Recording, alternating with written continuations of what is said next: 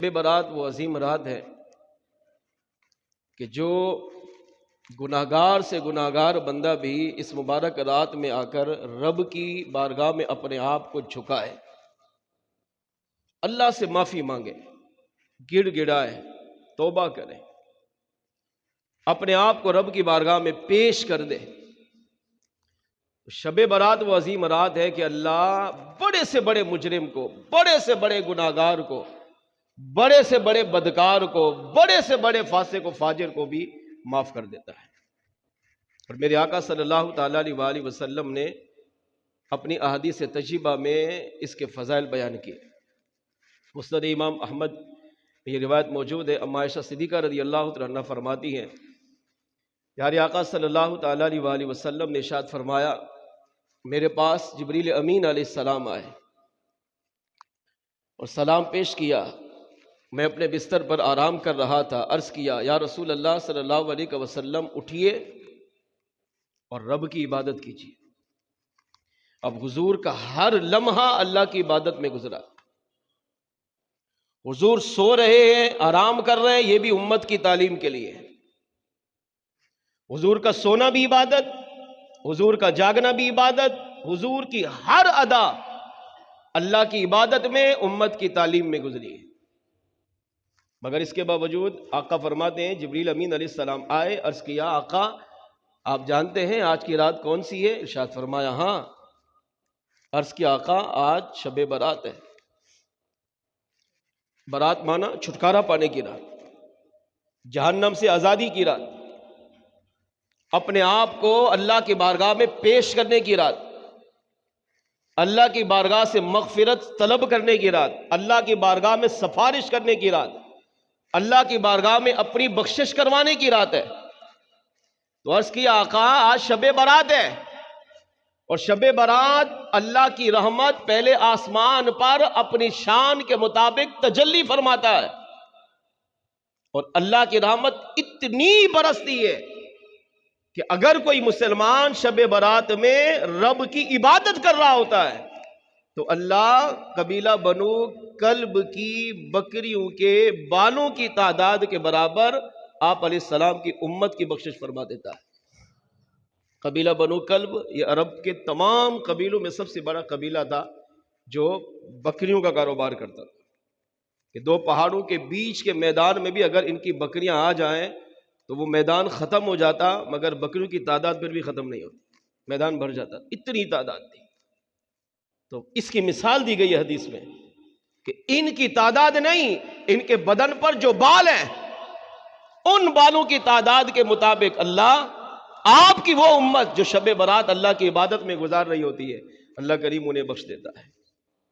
اور ایک روایت میں میرے آقا صلی اللہ تعالیٰ علیہ وآلہ وسلم نے ارشاد فرمایا، مولا علی رضی اللہ تعالیٰ عنہ اس حدیث کے راوی ہیں، فرماتے ہیں، پیارے آقا صلی اللہ علیہ وسلم نے ارشاد فرمایا، جب رمضان کی 15ویں شب آئے، شعبان کی 15ویں شب آئے، شب برات آئے تو اس میں عبادت کرو۔ حضور نے پہلے خود کر کے دکھایا۔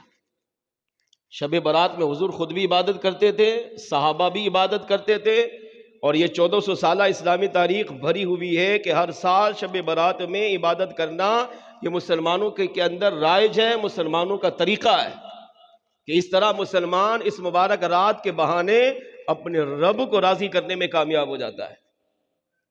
لہذا شیطان کے اس وسوسے میں کبھی بھی نہیں آئے کہ شب برات میں عبادت کیوں کرتے ہیں، کیا فائدہ ہے، قرآن میں ثبوت نہیں ہے، حدیث میں ثبوت نہیں ہے، یہ تو بدعت ہے، مسلمانوں نے اپنی طرف سے گڑھی ہے۔ نہیں، یہ ساری باتیں اسلام کے خلاف، یہ شیطانی وسوسے ہیں۔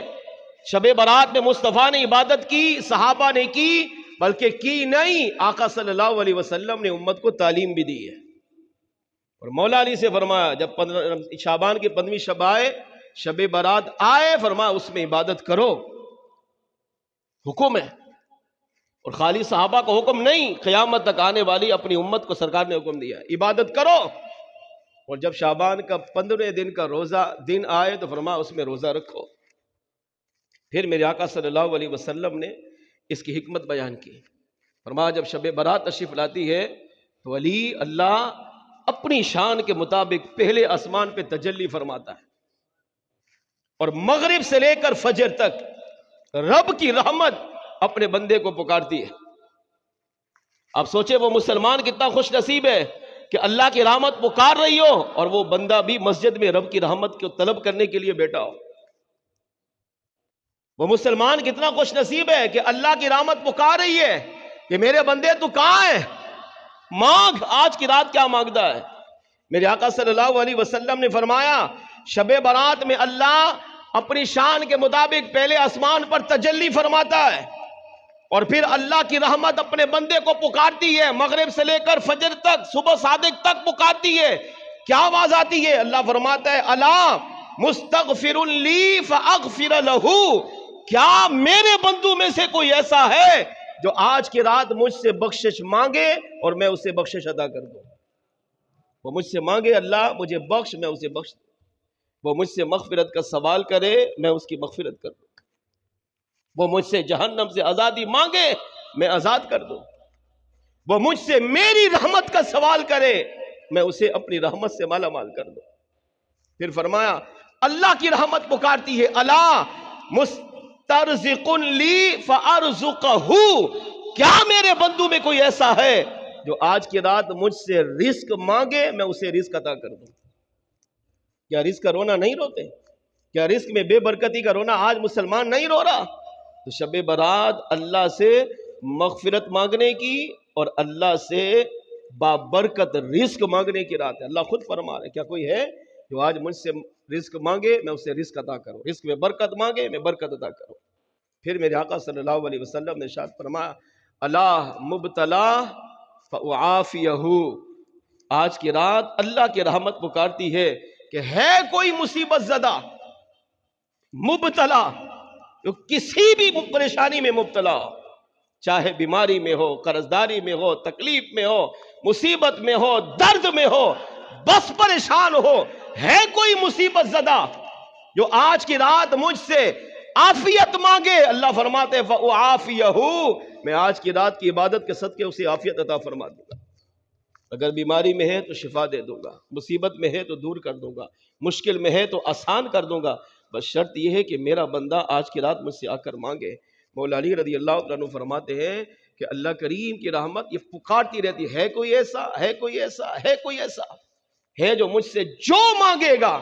خلاصہ یہ ہے آج کی رات میرا بندہ میری بارگاہ میں آ کر مجھ سے جس چیز کا سوال کرے گا، اللہ فرماتا ہے مجھے اپنی رحمت کی قسم میں اپنے بندے کو وہی عطا فرما.